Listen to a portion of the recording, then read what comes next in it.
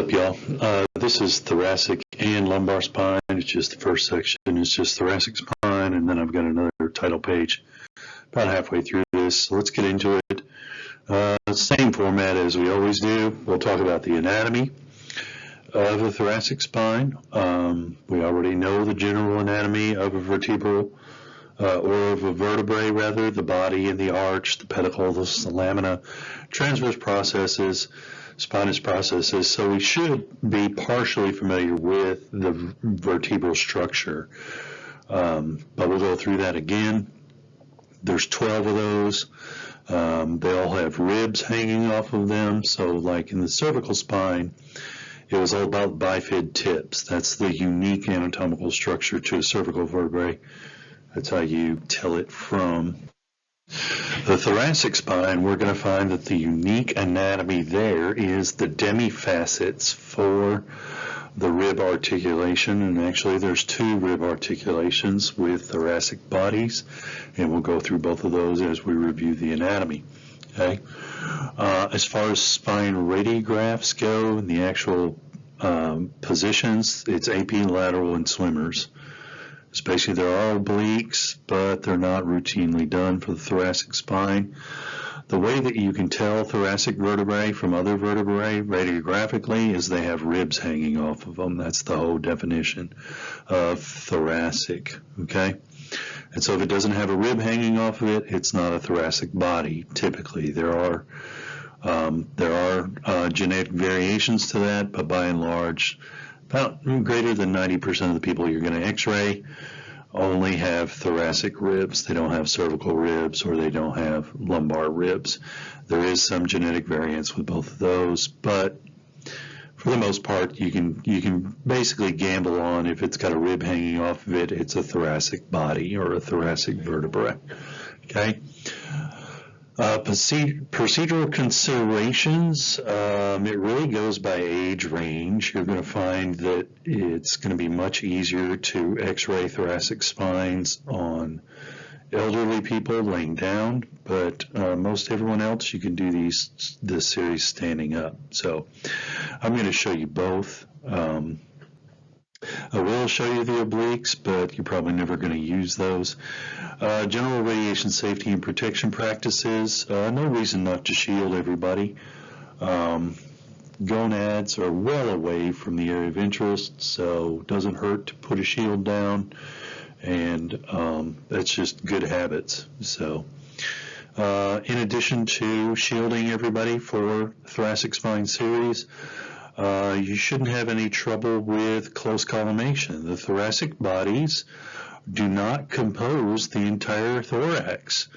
They are only from sides in the AP view. If you open up the collimators 5 inches across from the mid-sagittal plane, you have captured the entire thoracic body and the articulations of the ribs with plenty of room. You don't need the entire rib cage. Okay, you can collimate inside to side. I know the techs, there's probably some techs out there like, what? What do you mean? You're going to clip? No, 5 inches across is perfectly acceptable from left to right, unless the patient has scoliosis. Now, is that going to be a mystery to you? No, because you're going to do assessment like a technologist should. Do you have any history of scoliosis? If the answer to that question is yes, then open the collimation. Do include the entire rib cage, because that's abnormal lateral curvature of the spine. You know that, and you can open the collimation. But if they deny that, well, then trim it down to 5 inches across. Okay, you're not going to clip anything. Proper use of positioning aids. Yeah, it's a really steep oblique. It's like 70 degrees, so it's going to be really tricky. Your geriatric patient is going to need some propping up, but you're probably going to need like the 45-degree angle sponge plus a couple of folded sheets or folded blankets to prop them at a 70-degree angle, which is what's called for the oblique. Okay, we'll go over these. I'll demonstrate these positions to you next week or the week after. I forget. Yeah, probably next week. Okay, and then we will follow up with some image critique on those. Okay. So coming not too far in the future, both of those, both 5 and 6. So, all right, here we go. We did look at this before. There are several regions. There's cervical, thoracic, lumbar, sacral, and coccyx regions, so that's 5 regions. And then there's 4 major curves, concave or convex, lordotic or kyphotic, okay? So viewing this from the side, the bow shape is facing posteriorly for the thoracic region. We would call that concave anteriorly, so convex posteriorly, okay? That's also called a lordotic curve. There are 12 thoracic bodies, each have a disc in between them, and the 12 thoracic bodies are marked by the ones that have ribs hanging off of them or articulating with them. Okay. Once again, the structure of the spine, the structure of the individual vertebrae is roughly the same. A little bit more basic and standard for the thoracic vertebrae. Okay. So you have the body anteriorly. This is so on the left side.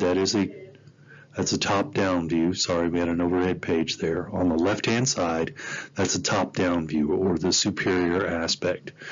So when you face this in the quiz, understand that the bottom of this drawing on the left is the anterior structures, the body. Then we have the pedicles coming off of the posterior of the body. Okay. Then we have transverse processes and the superior articular facets, and right underneath those are the inferior articular facets. Not really a pillar, there's no real girth to them in the thoracic body like there is in the cervical body. And then the lamina are not as big and long as they are in the cervical body, okay? But there are still lamina, there are still pedicles. Pedicle, lamina, lamina, pedicle, that's the entire vertebral arch. The transverse process is basically between the pedicle and the lamina, and the spinous process is between the 2 lamina. You have a plunging, well, that's what it's called in the book, plunging spinous process. In this one, the spinous process is not in the same plane as the rest of the vertebrae.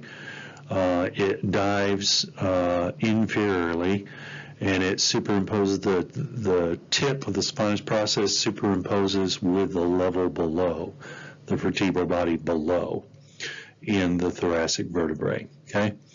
Now the vertebral notch forms the intervertebral foramen when you stack successive ones on top. And I've moved over to the right-hand side diagram, the lateral aspect. And we can see those superior articular process facets like we can on the top-down view and see where they correspond to. On the edge of the pedicle, there is a demifacet there, or it's called it's not referred to by an indicator, but it's a demifacet, and there's also one in the bottom corner of the body. And so the head of the rib, right anterior to the pedicle, where it says pedicle on the lateral diagram, that is the demifacet, and there's 2 of them. There's one at the upper posterior corner and the lower posterior corner of the vertebral body, and those articulate with the heads of the rib. The transverse process also has an articular surface, and that articulates with the tubercle of the rib. When we get to the rib lesson and the rib anatomy, we're going to find that the names of those joints are costovertebral joints for the demifacets, and just a second. Wrong number, as always. So the costovertebral joint is between the head of the rib and the demifacet, just anterior to the pedicle, right between the pedicle and the body. It's that blue circle area, and then there's another demifacet in the lower corner, right above the words vertebral notch. Okay. Demi means half, so half of the articulation is with this vertebral body and half is with the one above. The transverse process articulates with the tubercle of the rib. That's going to be called the costotransverse joint. So costovertebral joint, back to the vertebral body, costotransverse joint, tubercle of the rib, and transverse process. okay?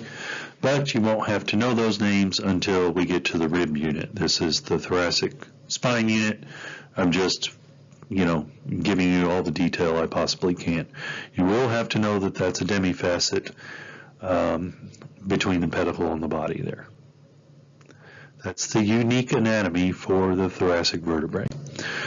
All right, so here we go. Just the same pictures, but with greater detail, with labeling there, and it shows you those demifacets I was referring to.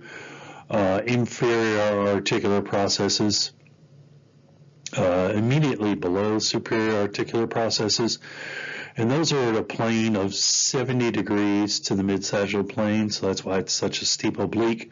And so the zygapophyseal joints open up on those steep oblique, 70-degree oblique T-spines is where you see those. The intervertebral foramen show up. See the inferior vertebral notch? That forms the intervertebral foramen, and that shows up on the lateral. We've already saw that on the chest x-ray. Okay. So yeah, these are much better diagrams. I should delete the previous slide. I'll do that next time. All right, so let's get into the projections I'm going to teach you for the thoracic bodies. Okay. Patient preparation, bras are definitely going to be in the way. Necklaces are going to be in the way. Any kind of hanging jewelry, nipple piercings are going to be okay. You can collimate those off except in the case of scoliosis. That should just about do it.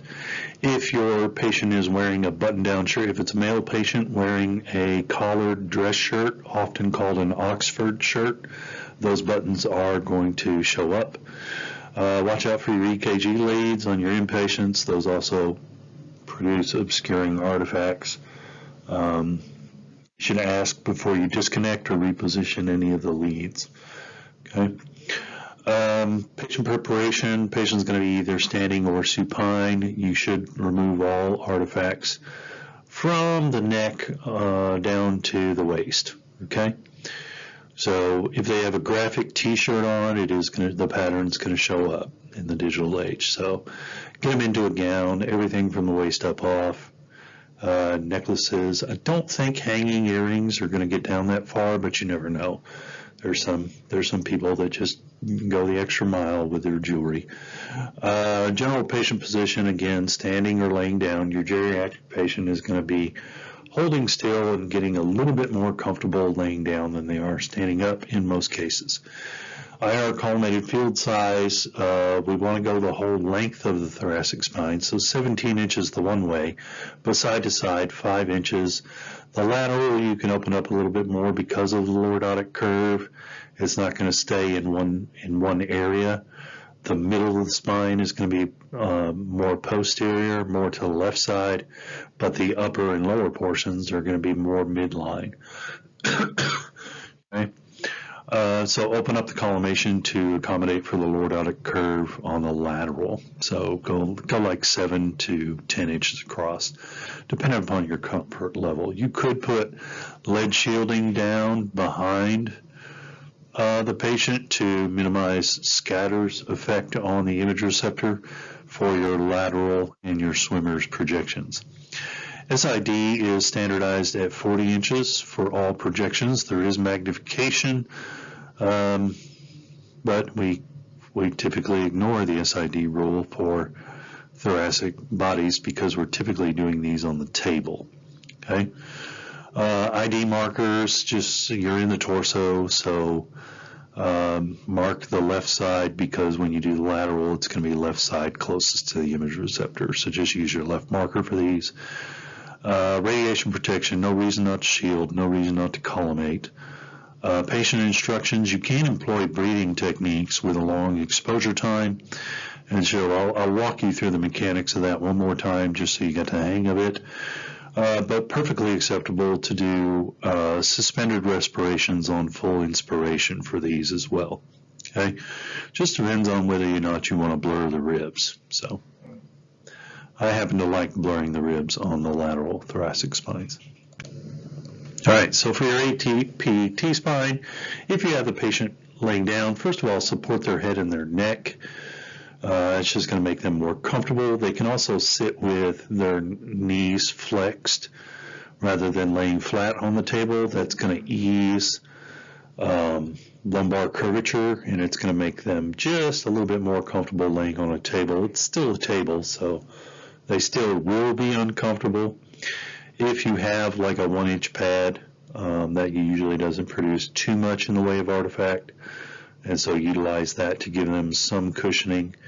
Your geriatric patient will shift, and anyone who's uncomfortable will shift out of true AP to lean toward one side or the other in favor.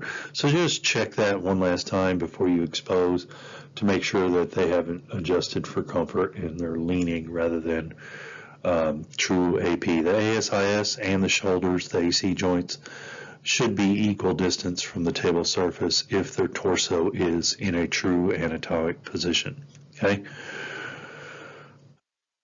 Shoulders in the same horizontal plane, ASIS in the same horizontal plane, arms down by the side. Make sure you specifically tell them what to do with their arms, or they will just put them across their torso and cross them in front of them. You'll get free form and wrist x-rays superimposing your lower thoracic region. Okay, so here we go. Here's the lower thoracic. Looks like they have a little bit of pathology there. That's, what is that? That's 1, 2, 3, 4. We're about T4, T5. The spine just all of a sudden takes a turn. Right there, everyone can see that. But you should, oh look, this is the angry emu. So the thoracic spine, if you shoot it right, you should see the angry emu staring back at you. And so you will see the pedicles are actually the eyeballs of the emu, and then the spinous process superimposed over the middle of the vertebral body is the tip of the bird beak. And so you can see it better in the lower thoracic spine than you can the upper. It definitely looks like an angry, a large angry bird staring back at you. If the spinous process drifts to one side or the other of the vertebral body, that indicates rotation. And we see that slightly with that injury at T4, T5. You can see that looks like T1 and T2 are oblique. The spinous process is closer to the right side than the left side. Okay. This is adequate collimation. Could be a little bit better, but we do have the articulations of the ribs with the transverse process and with the vertebral bodies. Some of those, if there's rotation, you'll see that open. So on the left side, it opens a little bit, and you can actually see the costovertebral joint space. So that indicates obliquity. Both of them are supposed to be, the joint spaces are supposed to be closed. So if you see the costovertebral joints open on one side and closed on the other, that's also a sign of obliquity. Pedicles should be in the upper corners of the thoracic bodies. And then spinous processes should be superimposed on the level below from their area of origin, because they do plunge. So you can tell you've got all vertebral bodies just by counting the ones that have the ribs coming off of them. Oh, again, hang on. All right. Yeah, I forget my train of thought. I have no idea what I was talking about. Oh, counting the ribs. Yeah, counting the ribs. We did this exercise in the PA chest, and it works again. This time we're just using it to see which vertebral body does the rib track back to, and that would be the first vertebral body. So right there at the top, it's very helpful that they've labeled that one C7, but you can see the one immediately underneath it, that's got the first rib hanging off of it. Well, that means it's a thoracic body, so that's T1, and then the one underneath that is 2, then 3, which is the area of the next indicator. That's the spinous process of T3 that you see there. And then T4, and then 5, and then 6. is the next indicator. So that's the vertebral body of T6, and then T7, then T8, that's the transverse process of T8, and then T9 looks like that might be talking about the disk space between T8 and T9, then T10, then T11, and look, it matches up, lo and behold, with the label T12, and then we can tell the next one is L1. How can we tell that? Well, it doesn't have a rib hanging off of it. Don't make it harder than you have to. If it's got a rib hanging off of it, it's a thoracic vertebrae. And so you can start counting at the bottom, you can start counting at the top. Just make sure you count backwards when you start at the bottom. 12, 11, 10, 9, 8, 7, 6, 5, 4, 3, 2, 1. So if you count downward, then you start at 1. If you count upwards, you start at 12 and count backwards. So. Right. Yeah, that's a decent one, and except for, it is slightly oblique, but I think that's related to the, the little 20-degree angle right there at, what is that? That's, I think, T4, T5, where the vertebrae just start leaning over, right? All right, so remember I said you should make flashcards on these. So this is opposite of what it was for the cervical spines. The lumbar spines are both opposite the cervical spine. So the cervical spine, we could see intervertebral foramina on the oblique. In the thoracic spine, we see intervertebral foramina on the lateral. In the cervical spine, we could see zygohypophyseal joints on the lateral. In the thoracic spine, we see those on the obliques, and it's a 70-degree oblique for the thoracic spine. Okay, so our lateral T-spine, 0 degrees of angle. It does actually recommend a tube angle to adjust for a spine running. See how his shoulders are big and he's in good athletic shape? So if you don't put that cushion underneath his lumbar spine, then his spine starts running downhill, and you do need to angle toward the head like 3 to 5 degrees if you don't build the spine up so it's running horizontal, okay?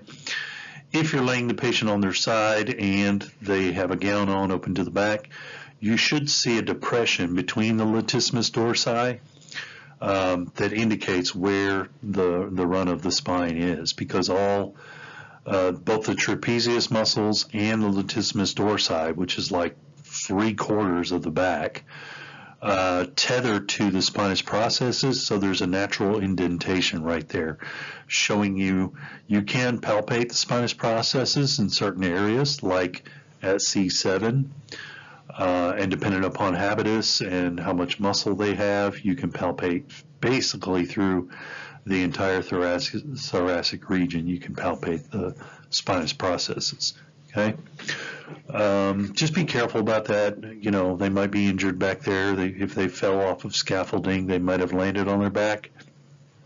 And so just watch that. You should be able to see it from a skin crease like this gentleman is displaying. It's also midway between the medial border of the scapula is a nice locator too. Anyway, we're collimating to the bottom of the upper arm. We're not going to see thoracic vertebrae through the shoulders, okay? So we know this already because we've already learned the swimmers and we already seen lateral chest x-rays. If you're penetrating through the thoracic bodies T12 through about T3, you don't have enough penetration power to punch through both humeral heads, both scapula, both clavicles, and thoracic bodies 1 and 2. So you always need a swimmer's it's optional in a cervical spine, but you always need a swimmer's projection for an upper lateral of the thoracic spine. Okay, so optional for cervical. If you get a good enough lateral Grandy method cervical and you can see C7T1, then you don't need the swimmers. But for a thoracic spine, you always need the conventional lateral, which is this one. You can almost call it the inferior or the distal section, I guess. Inferior works better when you're in the trunk. And then the superior lateral would be the swimmer's projection, okay? The heart magnification is still a image quality influencer, because if the heart's magnified, it could overlap the vertebral bodies anteriorly. So to reduce that superimposition, we want to minimize the heart shadow, and so lay them on their left side to do the thoracic spine. Breathing instructions for both of these is either deep breath in and hold. That drops the diaphragm down, so you get a uniform lung superimposition of the thoracic bodies, especially in the lateral, or a breathing technique where they breathe in and out, and that will blur not only the ribs but also blur lung markings, pulmonary vasculature, things of that nature. Okay. So just a review of breathing technique. Remember, mass is a product of milliamperes and seconds, and we understand how factors work. We can keep the product the same if we play with the factors in the same proportion. So what do I mean by that? So you know that 2 times 6 equals 12. Well, what if 6 was my MA and 2 was my exposure time? What if I wanted to increase my exposure time for a breathing technique? What if I wanted to double that? So I'm going to double 2 and make it 4. What do I have to do to the other factor, 6, to keep the product the same? Well, I doubled the first factor, so how about if I divide the second factor by 2? So 2 doubled is 4. Having 2 times 6 is 12. Having 6 is 3. So now instead of 2 times 6, I have 4 times 3. The product is still 12, so I still have 12 mass, but now I'm shooting with double the exposure time. You see how that works? And so that's what a breathing technique is about. You want to lengthen the exposure time to something ridiculously long, like, because you're actually trying to encourage motion. Okay, so a 2.5 second, 3 second exposure time with a really low MA station, you're going to get the same technique as a hold your breath on deep inspiration, but this time, instead of the shortest exposure time possible, you want the longest exposure time possible. With normal breathing, the ribs are going to oscillate up and down, and they're going to just blur themselves out. Same thing with the lung markings, and you won't even see them. And there's a nice demonstration of that in the spine chapter. I think I pointed that out to Ali last week about the breathing technique, right? And I'll demonstrate that in lab. I'll show you how to dial that up on the control panel. Okay, there we go. Here's an example. Okay, so 75 kV, that's adequate penetration for a thoracic spine. 400 MA and 1/4 of a second. That's going to give me 75 kV at 100 mass. Okay? Now, that's the same exposure as 75 kV 50 MA, so I've lowered the MA factor. So what is the change from 400 MA to 50 MA? What did I divide by? Okay, didn't I divide by, is that 8? Let's see, 4 times 50 plus 50 is 100. So it's 2 times 4. Yeah, divided by 8. So I divided the MA by 8. Okay, I can multiply the time by 8. Okay, so 1/4 of a second times 8 is 8/4 of a second, or 8 over 4, or 2 seconds. Okay, so it is the exact same mass and the exact same kV. Okay, however, the exposure is going to run for 2 whole seconds. If I tell the patient to breathe normally, then we're going to capture breath motion. The breath motion is actually going to work in our favor and remove superimposing structures from the thoracic bodies. Okay? So that's how a breathing technique works. So here's a lateral, and look, see how the ribs are all blurry and the lung markings are really blurry? That's a breathing technique, lateral T-spine. Okay. Now, did we get all the thoracic bodies? No, we clipped probably. You're probably going to see we clipped 1 and 2 and maybe 3. So let's count this out from the bottom. Okay. So we got a half vertebral body. I don't see a rib hanging off of that definitively. The next one up, I do see a rib coming off of that posteriorly. So I think the first whole vertebral body at the bottom of this radiograph, just underneath the diaphragm shadow, that's 12. And then the skinny one just above it with the spur, with the anterior spur, that's 11 and 10. And then 9 has faint spurring 2. And then 8, then 7.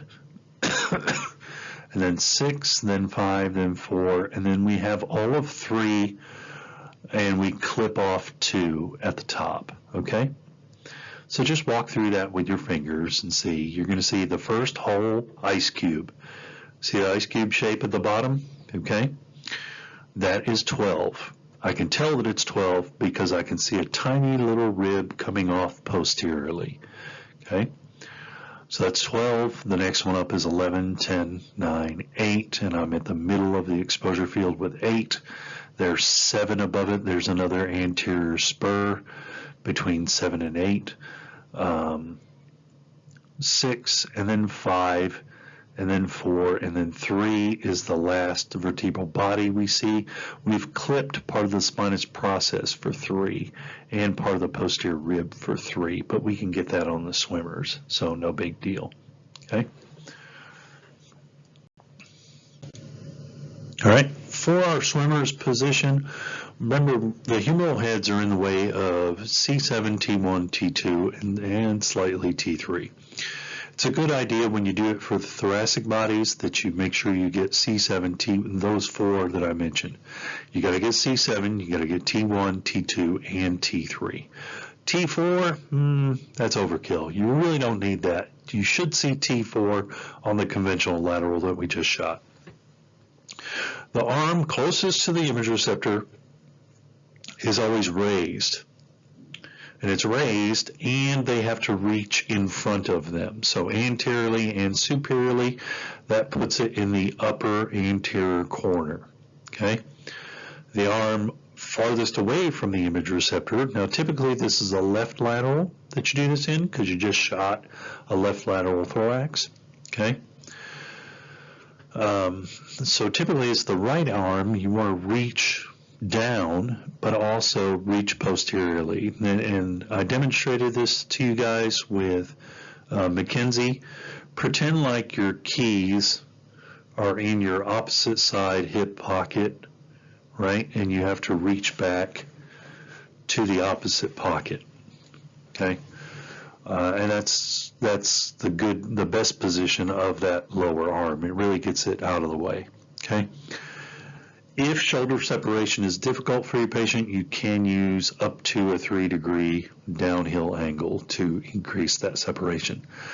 Some techs do that all the time. I don't think it's necessary all the time. If you got a young person that's fairly flexible, you probably don't need the downhill angle. It does narrow disc spaces just a little bit when you do that angle, so be mindful of that. You're affecting the diagnostic quality when you employ that angle. Okay.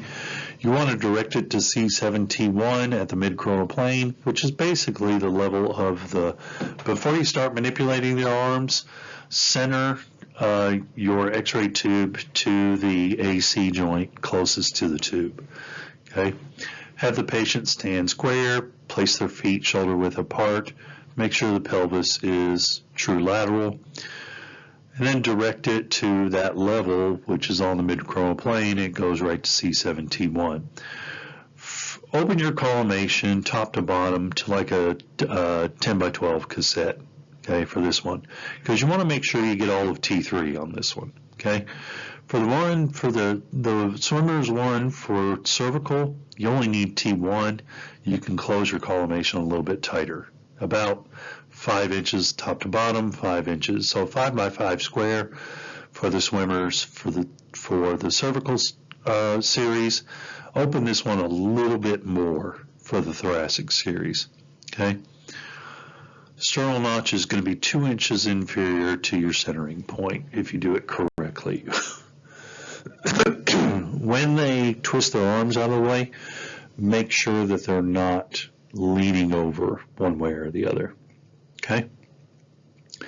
Now, oblique T-spines, the easiest way to do them is standing up and position them for a lateral, and then have them rotate 20 degrees out of lateral, because that's a 70-degree oblique from AP. So it's a very steep oblique, okay? Remember this for quiz questions and registry questions. The zygapophyseal joints closest to the image receptor, so what we see here pictured are the posterior obliques.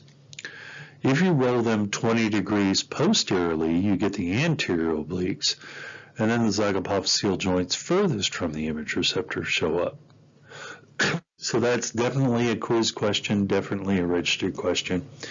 You can do your thoracic obliques, if you ever do them, either standing up or upright, depending upon what your patient tolerates, okay? If the patient can tolerate the upright, you will get a deeper inspiration. Gravity will help that diaphragm relax down farther. All right, so that's the end of the first half, and I'm coming up on my lunch break. So we did review the anatomy of the thoracic spine. Remember about the demifacets and the rib articulations. General procedure considerations: necklaces, bras have to go. Nipple piercings can stay, because we should be collimating those off. No reason not to shield, no reason not to collimate to 5 inches across for the AP. You don't need the entire rib cage. Ask and assess about scoliosis, and then that's the only reason you need the entire rib cage. Otherwise, collimate it in. The area of interest is the thoracic bodies, or the thoracic vertebrae, not the entire thorax. Okay? It is a steep oblique, positioning 45 sponge plus some folded blankets jammed in there. Start at a lateral and have them lean out of the lateral, either posteriorly or anteriorly, about 20 degrees out of lateral for those oblique T-spines. Okay? I'm required to teach you those. I've never shot oblique T-spines. Okay? Numbers 5 and 6 we'll do in lab next week. And I'm going to leave it there and take a break to eat lunch. All right, guys, I'm back from my lunch. Second half of this lecture is on the lumbar spine. So we just finished up the T-spine. Told you about those ridiculous obliques you'll never shoot. Told you about the demifacets too. Don't forget about the demifacets. That's definitely a quiz question. Going into the lumbar spine, again, same format as always. We're going into anatomy review with diagrams pulled straight from the book so you can follow along. Then we'll consider general procedure considerations. This time it's going to be belt buckles, zippers, whatever's in their pockets. Remember the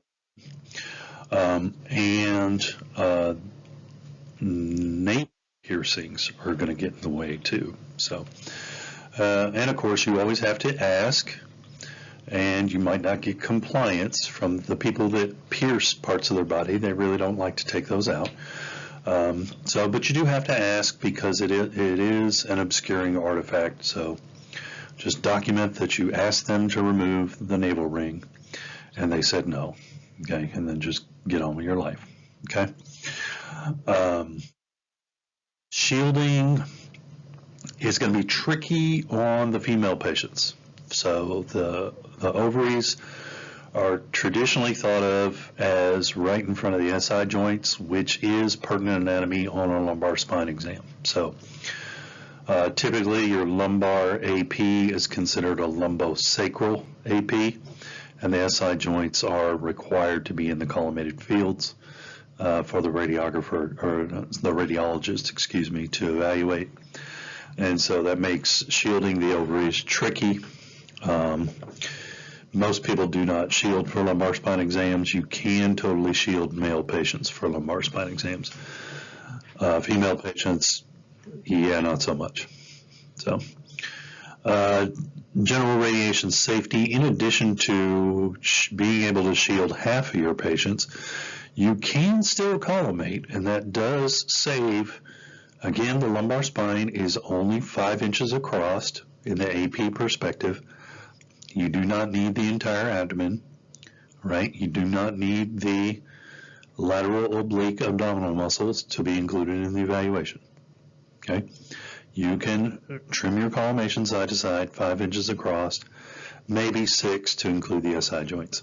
Okay, for the lateral, trimming the collimation is going to be critical for you to preserve contrast resolution, because you're going to generate way too much scatter if you open the collimators full from front to back. Okay, and so close collimation is essential for image quality in both directions. It's also essential for saving dose. Okay, proper use of positioning aids if you're doing the obliques. Those are 45-degree obliques of the lumbar spine, and so that 45-degree angle sponge comes in handy. Okay, and the obliques are where it's all the only thing techs remember about image critique from X-ray school is that you can see Scotty dogs on the obliques. So, and so I'll show you those Scotty dogs when we do image critique. We might have a representative X-ray in the following lecture, and I'll show you those. The Scotty dog there and how to find the Scotty dogs. The obliques show off the zygapophyseal joints. The laterals show off the intervertebral foramen. So first position is the AP L-spine, and that collimation is way too large. Shame on you, Merrills. That's where the techs are getting it from. We are not shooting an abdomen. We're shooting a lumbar spine. Trim the collimation in side to side. Okay. Now, where do you center to? Well, L4 is right at the iliac crest, and it's roughly the halfway point of the lumbar spine. Okay. Extend the collimation superiorly to the xiphoid process, and then you're going to get L1, T12. T12 should be included, or at least 3/4 of T12 should be included in your collimated field for the APL spine, and then open all the way through to the hip joints and the pubic symphysis to include all of the sacrum. Okay. Hang on just a second. All right, so we can collimate in. We can extend the collimation to the xiphoid process at the top and to the pubic symphysis at the bottom. That's going to get us all of the sacrum and the SI joints centered at L4, mid-sagittal plane. Collimating side to side better than this is demonstrated here. Okay, you can have the patient bend their knees up ever so slightly. That's going to reduce the lordotic curve of the lumbar spine and make it a little bit more comfortable to lay in this position. You can also do this one upright. So here we go. This is what it should look like. Again, kind of an angry emu. Yeah, it is there. Angry emu, maybe with a hole in their head. Yes, there's a posterior foramen in between lumbar vertebrae, immediately inferior to the spinous process. That's the access location for lumbar punctures and myelograms, actually. So you see those posterior foramen there. Pedicles on either side, symmetric spinous processes centered on vertebral bodies. And of course, we want to be able to count 5 lumbar vertebrae and see both SI joints. Okay, so starting at the top, it looks like the first one that you can see that's not underpenetrated has a rib hanging off of it, so that's 12. So L1 is immediately below that. Then L2, L3, L4, and L5, and then finally the sacrum. L5 slants anterior to posterior. It slants downward about 15 to 20 degrees, so you don't really get a good disc space for L5S1. That would be the Ferguson method, where you do a 15 to 20 degree cephalad angle center to L5S1, which is probably about like the halfway point between the iliac crest and the ASIS. So I think that's coming up at the end of the lecture, the Ferguson method. Okay. Spine, again, we want the spine straight. You are going to find that you're going to need a tube angle for the L5S1 spot. Typically, that tube angle is caudad toward the feet. But again, we're going to look for that depression for the latissimus dorsi muscles. And the I think they're called the lumbar erector muscles. That's going to show us where the spine is, and when the patient's laying on their side, it's going to show us if the spine is running uphill or downhill. If the spine is not running horizontal, then the disc spaces are not going to be vertical, and they're not going to open up on our lateral. So you see that they've got a little bit of, they've got a support sponge under the lower ribs there to kind of build the spine up and level it out. You can also use a tube angle to adjust to a spine that's running uphill into the shoulders or downhill into the shoulders or what have you. So I'll show you what that looks like in Positioning Lab. Okay, so again, we can go upright with this, or we can go laying down. The centering point is now mid-coronal plane and the iliac crest. The knees flexed and the shoulders on top of each other and the greater trochanters on top of each other will make sure that the torso is in true lateral, and then the spine should be, barring any scoliosis or anything like that, spine should be in true lateral. Shoulder on top of shoulder, hip on top of hip. Okay, elbows flexed and bring the arms forward so they're not overlapping the lumbar spine. Okay, the elbows will totally get in the way of L1, L2 if you don't. So always with spine radiographs, give them specific instructions about where to put their arms or you'll regret it. All right, so here's our lateral lumbar spine. We can see intervertebral foramen very nicely. And you can also see the L5-S1 disc space is angled anterior to posterior about 15 to 20 degrees. Okay. So we have the sacrum, the top 2/3 of the sacrum. We have L5-S1. We've got lower vertebrae 5, 4, 3, 2, and 1. And then we have at least 3/4 of T12. So that's a proper L-spine radiograph. If you have clipped T12 such that you can't see the T12 L1 intervertebral disc space, then you need to repeat. Same thing for the sacrum. You need at least S1 and the L5-S1 joint space. If it's underpenetrated, we go back and do typically part of the series.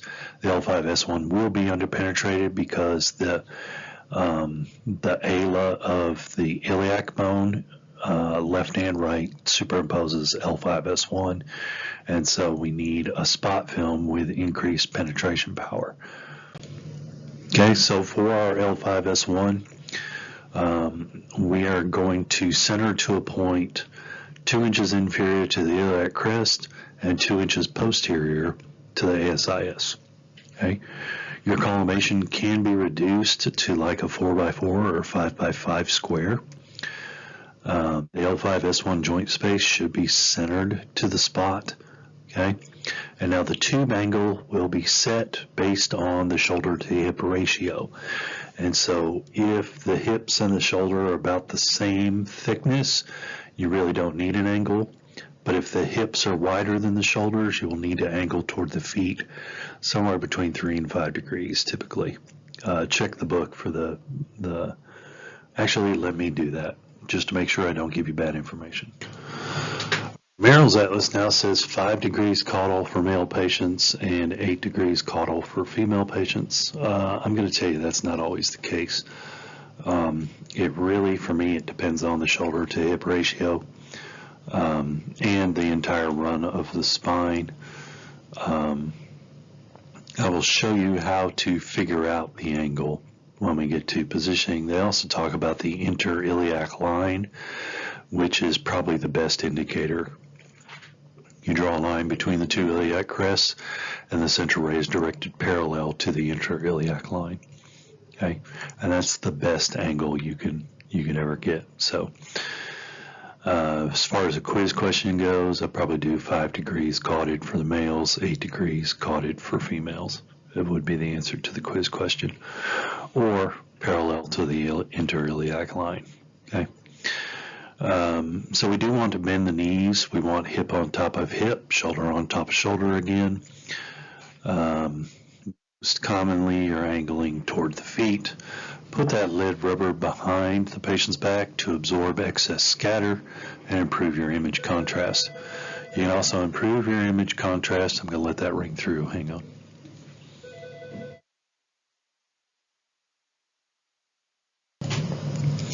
You can also improve your image contrast by collimating appropriately. You do not need a 10 by 12 field for an L5S1. That's ridiculous. Okay, this is what it should look like. 5 by 5 square, L5S1 intervertebral disc space, and the intervertebral foramen is the pertinent anatomy, and that's it. You don't need S2, you don't need L4, you got those on the other projection. Okay, it's a lumbar series, not a sacrum series. Okay, if they want to see the whole sacrum, they can order a sacrum. You need L5S1 inner space, and that's all. Okay. The inner space should be open, and you should see a perfectly square edge to the vertebral body of L5 and S1. Okay, so if you can see the undersurface, we can see it a little bit here, but it's not ridiculous. That means you've angled wrong. Okay, you have to angle these correctly so that you can show the radiologist the true disc space height, because that's a sign of degenerative disc disease. All right, your oblique projections of the lumbar spine, AP, are the most common because your patient's already AP for the AP projection. You roll them 45 degrees, LPO and RPO, and those are going to show off the zygapophyseal joints and the Scotty dogs. Okay, so this is what an oblique will look like. The top side arm, you want to have them reach and grab the other shoulder, the downside shoulder, and then make sure you push the elbow up the rib cage so it's well out of the area of the lumbar spine. Okay, downside arm should just be flexed like it is there.